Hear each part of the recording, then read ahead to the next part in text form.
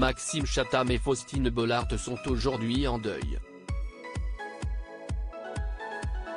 Yvon, le père de l'écrivain, est mort à l'âge de 71 ans. L'animatrice lui a alors rendu un bel hommage sur Instagram. C'est une triste nouvelle que France Dimanche a annoncé ce vendredi 8 septembre, Yvon Drouot, le père de Maxime Chatham et beau-père de Faustine Bollaert, est mort à l'âge de 71 ans, le 20 août dernier. Au cours de sa carrière, Yvon Drouot a notamment été directeur artistique d'Ici Paris. Très rapidement après la parution de l'article de France Dimanche, Faustine Bollaert a confirmé ce vendredi le décès de son beau-père, tout en lui adressant un magnifique hommage sur sa dernière publication Instagram.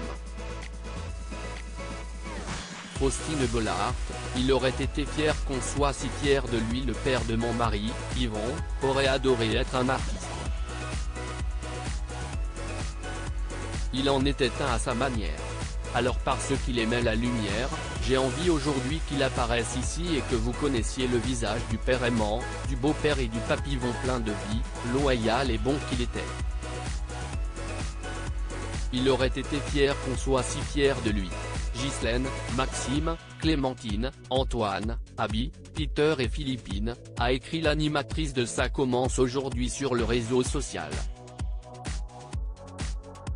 Une publication qui a vite fait réagir les internautes. Via les commentaires, ils ont apporté tout leur soutien à Faustine Bollaert, à son mari, ainsi qu'à tous leurs proches. Faustine Bollaert a rencontré son mari grâce à l'écriture. Maxime Chatham est devenu écrivain grâce à l'amour de son père pour l'écriture. Et c'est d'ailleurs grâce à son métier qu'il a pu rencontrer Faustine Bollaert en 2010, alors qu'elle faisait le pilote de l'émission Et si c'était ça le bonheur ? En 2021, dans l'émission Il n'y a pas qu'une vie dans la vie, elle était d'ailleurs revenue sur leur rencontre. Je l'avais invitée parce que j'avais envie de savoir ce qui se cachait derrière la plume de cet écrivain, une plume que je trouvais fascinante. Et j'ai découvert un homme tout aussi fascinant. Après leur entretien, elle avait confié à ses collègues, cet homme-là est parfait.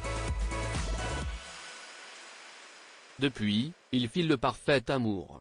Article écrit avec la collaboration de 6 médias.